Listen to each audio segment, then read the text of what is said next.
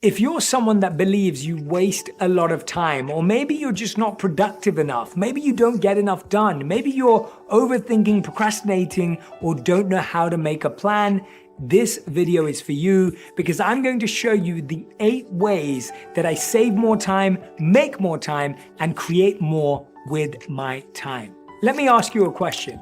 How many of you believe that you're good at multitasking?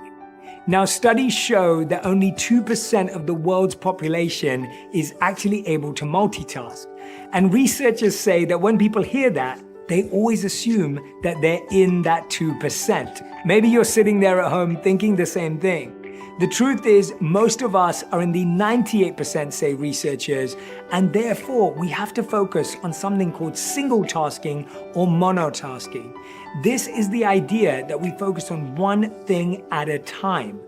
This sounds counterintuitive. A lot of people say, well, if I'm doing less things, that's going to take more time. The truth is, when you focus on one thing at one time, not only does your productivity and your efficiency go up, your fatigue goes down and your stress goes down as well. Next time you get lost in that battle of trying to do loads of different things at the same time, press pause, take a step back, take a breath, and just focus on that one activity.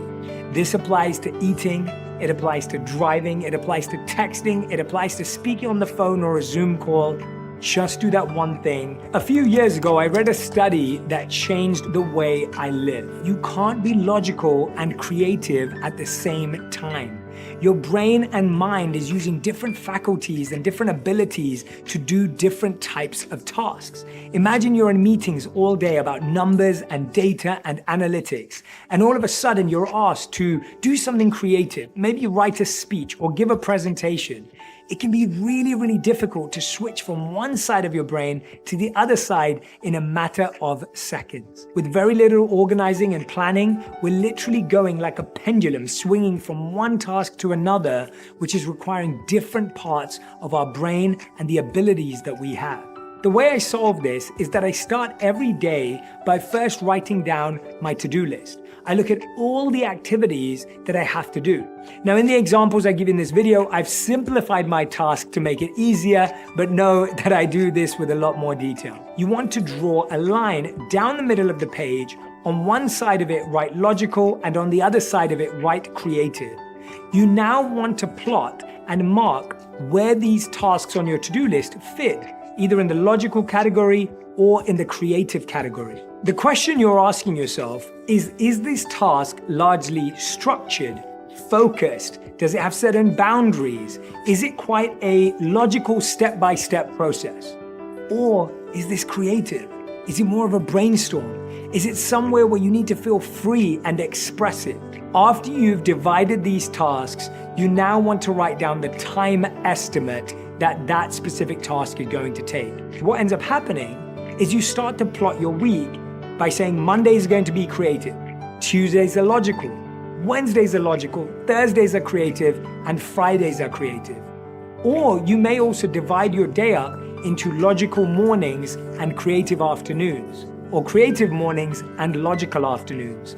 This division, this time blocking allows you to get really immersed into the activity, really focus, and be more productive and effective. So this might be unpopular opinion, but I live by this, and it has truly been a game changer in my world. If it's not in the calendar, it won't get done. It's not really a priority, right? You have to make sure that it's in your plan, it's in your day. So I'm gonna show you quickly what my calendar and schedule look like. That is my life this month. As you can see, it's color-coded, it's beautifully designed.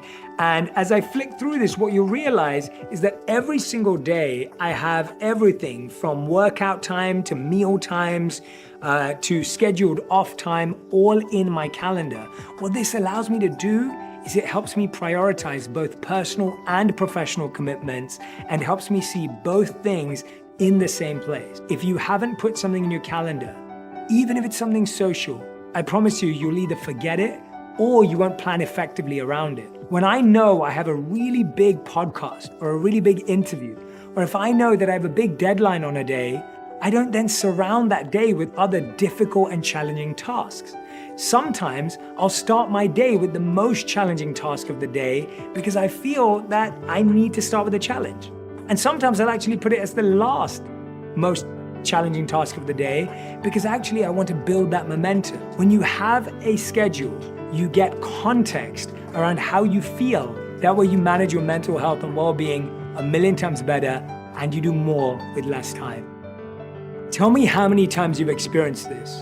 You check everything off your to-do list, but you still feel unfulfilled. You've used your time wisely, you've managed to accomplish every task, but you still end the day, when your head hits the pillow, you still feel like you failed. You still feel like you didn't quite achieve something.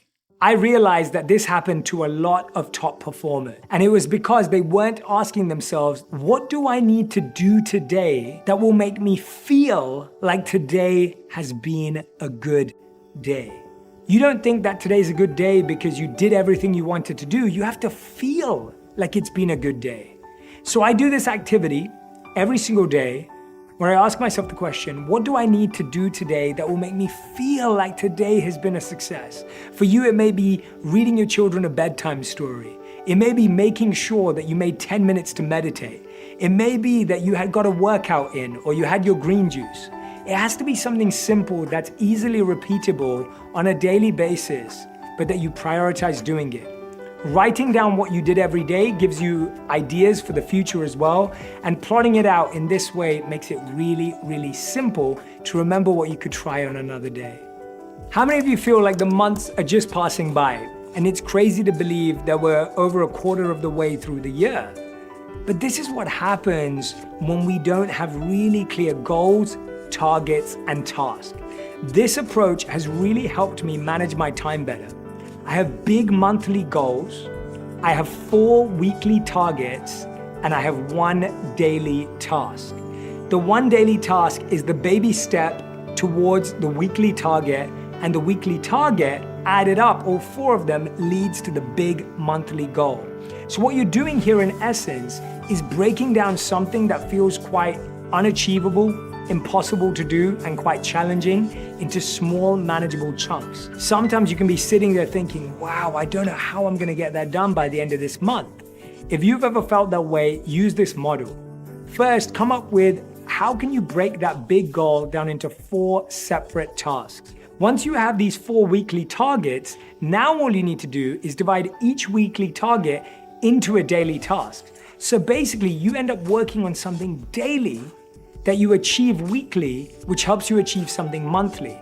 Now you've completely deconstructed this impossible, unachievable idea into something very simple and manageable. Now, I know I said to you earlier that you should focus on single tasking, not multitasking, but here's a way that you can actually get more out of the same time. I learned this from my good friend Arianna Huffington, who speaks about habit stacking. Now, we all have habits in our life that we do every single day without even thinking about it. We're driving around town. We're cooking every single day. We may be on a walk.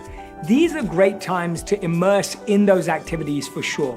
When you're driving, to be fully present. If you're going on a hike, to be really there within nature. And if you're cooking, to be really present with the scents, the sounds, and all of the different colors that may be there. But if you're someone who can do some of those things pretty comfortably, you can also add a stack of a habit. So for example, you may be someone who listens to an audiobook while driving. You may be someone that listens to a podcast while cooking or while you're on a hike or walking the dog. It's okay to habit stack in those scenarios to get more out of the same amount of time. I wrote about this in my book. It's called Location Has Energy, Time Has Memory.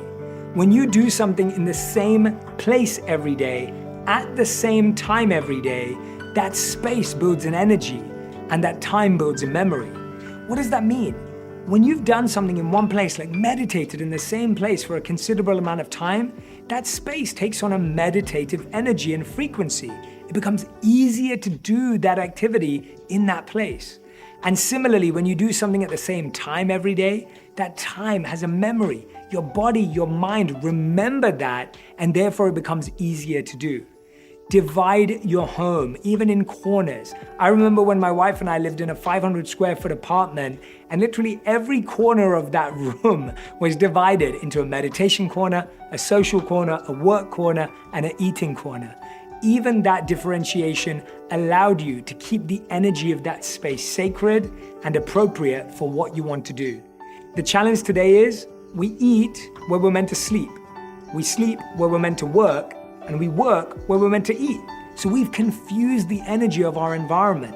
That's why we're sitting in bed and can't sleep, because we do so many different activities there. Remove that energy from the bedroom, place it where it needs to be, and allow yourself to see how you use your time more effectively in that place. A lot of people think sleep is a waste of time. I don't. Getting good quality sleep is integral to making more out of the time you have when you're awake. I consistently sleep for 8 hours a night, and I'm really, really happy about it because I know that it allows me to perform better mentally and physically throughout the day. One of the things I will add though is that you want to be sleeping before midnight. The sleep before midnight is extremely powerful and is really critical for the HGH, the human growth hormone, to be activated. So if you're sleeping at 9 p.m. and you're getting those 3 hours before midnight, that's extremely powerful, or even 2 if you're sleeping at 10 p.m. So getting 7 to 9 hours of sleep per night is critical to being productive with your time when you are awake. Don't fall into that trap or that habit to believe that you should be sleeping less to do more with your time. A lot of the tips I've shared today are things that I learned from an incredible book by Daniel Levitin called The Organized Mind.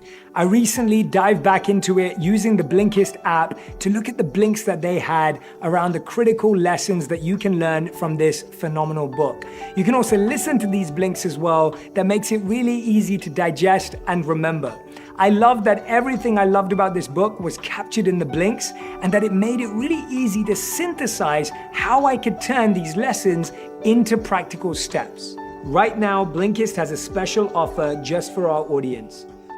Thank you so much for watching this video. I hope that you're going to practice just one of these steps to make more out of the time that you have. I wish you all the best, and I'll see you soon.